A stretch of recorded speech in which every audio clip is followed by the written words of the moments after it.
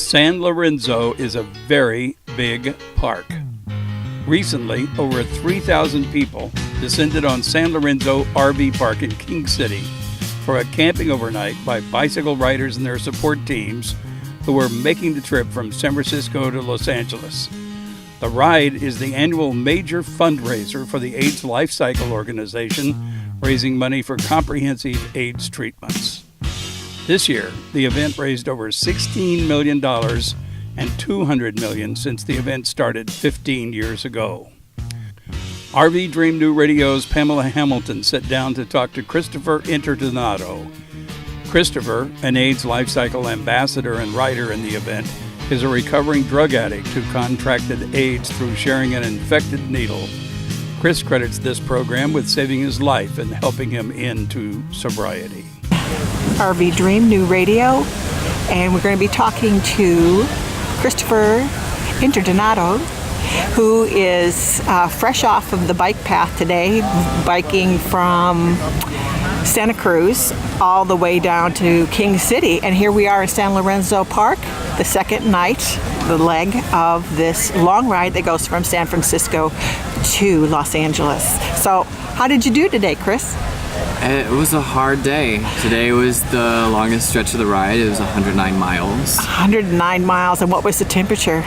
You know, at the beginning when we left at 6:30, it was pretty cold. It rained for probably drizzled for probably about the first 3 or 4 hours that I was riding. I'd say somewhere along the 40th mile, the gloom started to clear out a little bit and it got a little warmer.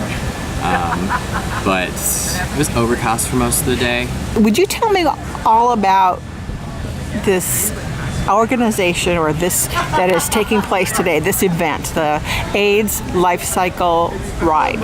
So the AIDS Life Cycle is the largest single event annual fundraiser for HIV and AIDS awareness, research, and the funds that are raised go directly towards the San Francisco AIDS Foundation and the Los Angeles LGBT Center.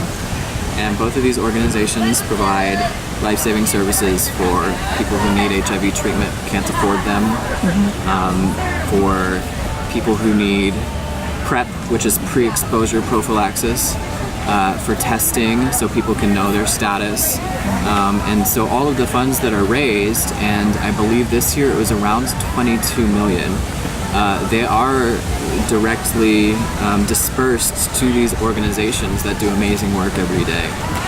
Excellent. I noticed on the website that they will tell you what $50,000 buys and what, even $10 donation would buy a number of services for a person or two, So it's really wonderful that most of the money then goes directly to the agencies that need it the most. Right. Well, I mean, actually, the financial records for this particular fundraiser are impeccable.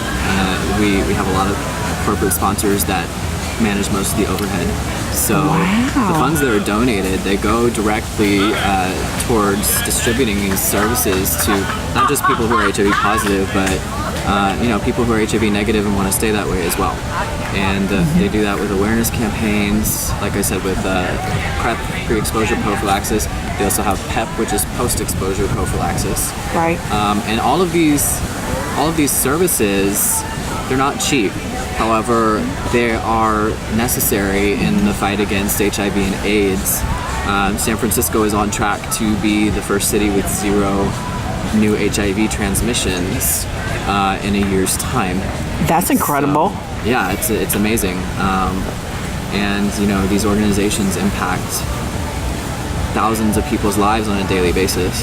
Well, that's an amazing job, because I think I was reading that there's like 13 million people in the United States living with HIV or AIDS.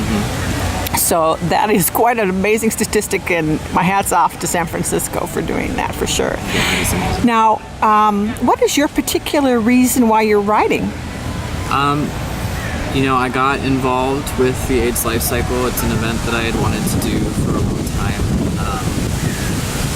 So my particular role, I represent a small percentage of the gay male community who contracted HIV as a result of drug use. So I had a very bad crystal meth addiction, and I did become HIV positive as a result of it. And I was so lost at that point in my life in many different ways, but especially with trying to navigate how to deal with this, this illness that I now have. So the Los Angeles LGBT Center was there for me, and as a result of fundraisers and organizations like AIDS Life Cycle, I was able to receive the health care I needed at no cost to me, receive the HIV medication I needed at no cost to me. At the time I was homeless, and I had no way of affording these type of things on my own.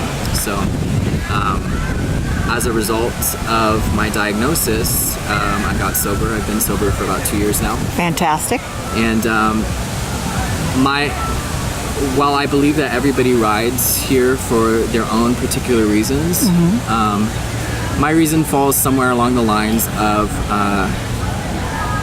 wanting to show people who are living with an addiction that they can overcome it, especially the ones who contract HIV as a result of it.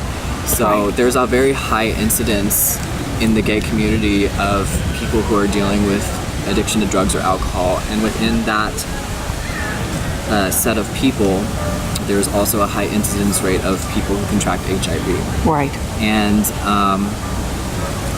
it's my hopes that I can be a role model and show someone that they can change their life, and that becoming HIV positive isn't the end of the world. It's not a death sentence anymore like it used to be, sort of. It's like it was a terrifying disease when it broke out in the 80s, when it was identified.